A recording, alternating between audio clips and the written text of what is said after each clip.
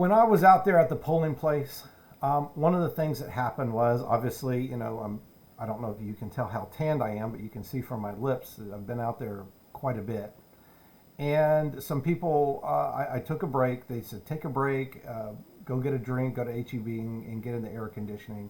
And I did that. And one of the things that I did before I left is I told everyone I am going. I am going there. So when I got to HEB, it was really nice to cool off. And I was personally really liking it. It was very beneficial for me personally. But this is the thing. I got a text that said, Tom, we don't need you right now. We've got plenty of people. If you need to stay there, feel free to stay there. So the circumstances changed to my benefit and in my favor. But what I did was I went anyway. And I went back. The reason why I went back is because I said I was going to go back in just a few minutes. So sometimes, the HEB thing is rather insignificant. But when you tell an entire community what you're going to do, and then you do something different, that's not cool. That's the way I'll put it. It's just not cool. It's not the way you do business. And COVID is not. I hear a lot of people say, "Well, that was before COVID." They were going to put it on before COVID, but they couldn't put it on before COVID. And if you ask me, this is what do they call it? This is a never let a good crisis go to waste. To me, this is what that was.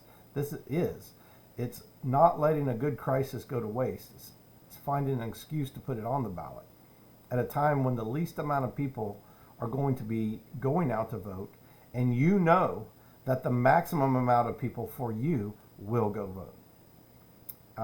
Sneaky, if you ask me. So, to me, making a 5-year plan in darkness, by what I mean by that is relative secrecy.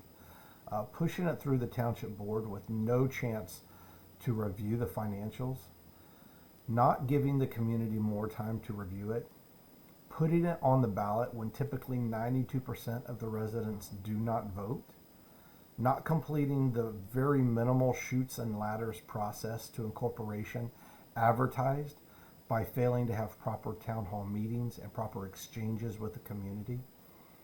And by the way, I tried to put on town hall meetings, but I couldn't. The Mitchell Pavilion, I asked them if we could put something on, and they didn't want to do anything political because they were a 501c3. I asked churches about being able to do that.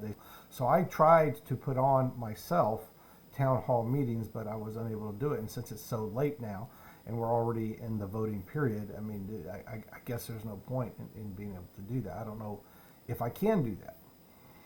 So I've honestly just given up on that, and we're having all these debates and everything, unfortunately, online, which is not conducive to being able to really go back and forth and hear all the best arguments and counterpoints on either side. So I'm sorry that didn't happen. I wish I could make it happen. And this board could have made it happen, but they didn't. And when I say the board, I'm excluding Ann Snyder and possibly John Brown. I don't know where he would be on that particular issue. But the remainder of the board, the majority of the board, could have done it, and they didn't. Not having a broad-based dialogue with the community on something that affects them so profoundly, that's outrageous. And lastly, knowing to do better and intentionally not doing it. But I think the video that I do provide to you in just a moment helps to convey that what I'm saying to you there is accurate, and that it could have been done better, and it should have been done better. So, thanks for listening. It's an important decision. I would not hold an election in a period where few people actually participate. So I would anticipate any election being called would be a high anticipated turnout where the majority or the largest representation of our voters are weighing in. And that would typically be a November governor's cycle or a November presidential cycle. I would not hold an election in a period where few people actually participate. And the proposed initial maximum tax rate. We will, just for a series of letting you all know what we're doing. So we'll work on that motion in a second, in a minute. After that, we will have a brief executive session. We will come back and have an agenda item to go over whether or not this will be on the ballot. So you might want to hang around while we break. I did not have access to all the proposed financials that the Incorporation Task Force had until this very afternoon. And we were asked to put that tax rate on that ballot. To me, it's important. You know, we asked for input from the residents about e-bikes on our pathways. So I would think that we would value their input on this new financial model and proposed tax rate being discussed today. Second, we have repeatedly stated that we would place Incorporation on the ballot during an even-numbered year to ensure that more people would be encouraged to vote by having a larger turnout.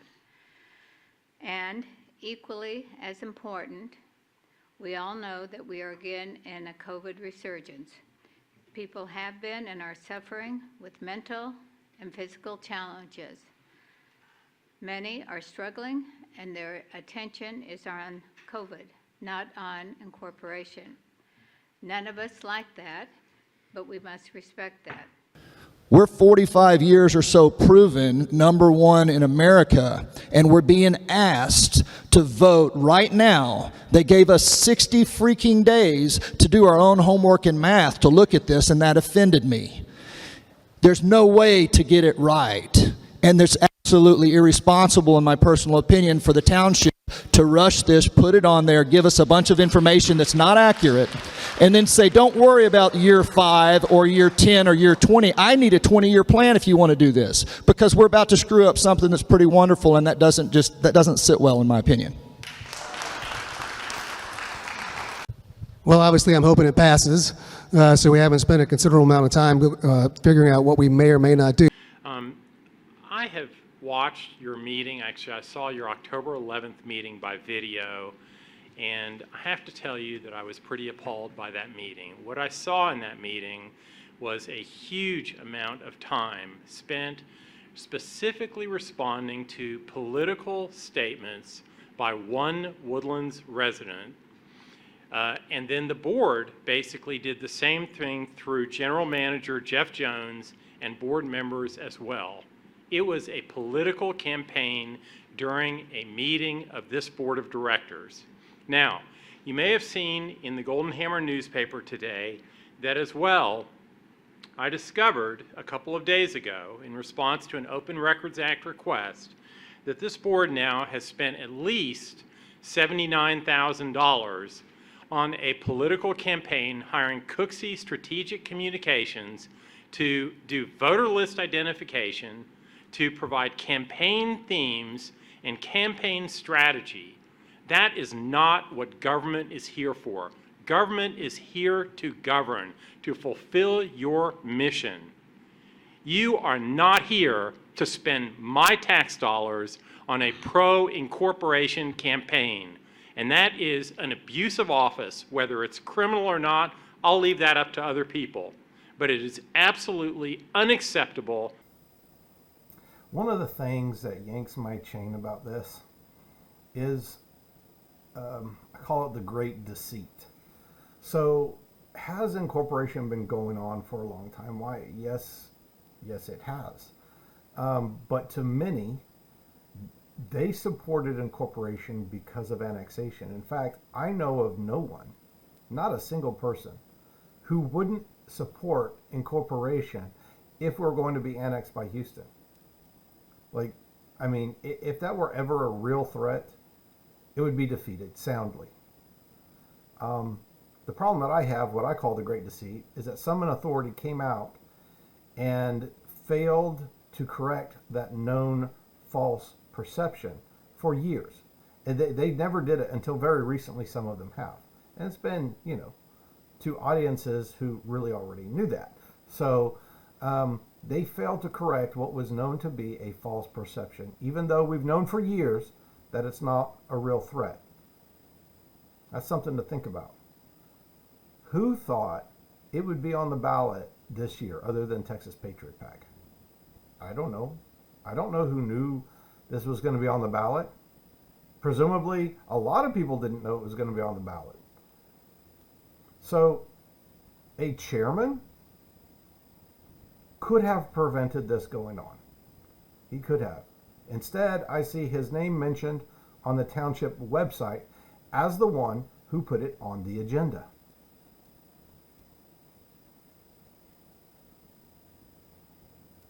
Why is it that the chairman could have prevented that? The reason why the chairman is because that person represents the majority. You become chairman by the majority. Every year, at least every year, they vote on who's going to be the chairman on the board.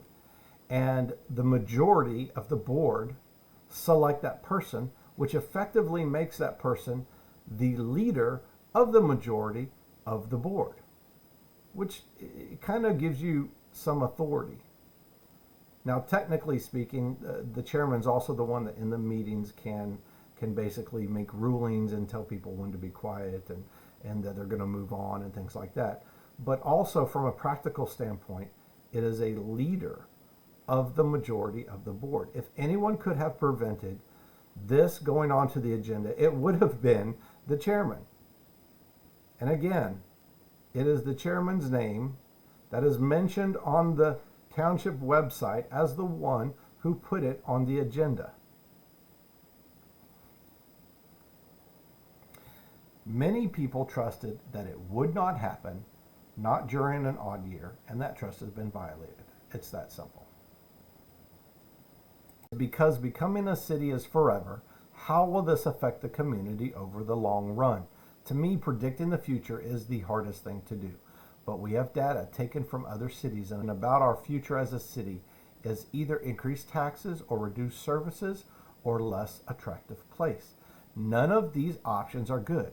So to do that, that is to incorporate, we must have a correspondingly good reason to do it. So for any argument on the other side, I have a counterpoint for that invalidates it. And not overly burdensome to our residents. And everybody can come down on that decision differently. And I've said it numerous times. I think it's in our best interest. I only get one vote. If the rest of the community doesn't think it's in their best interest, so be it.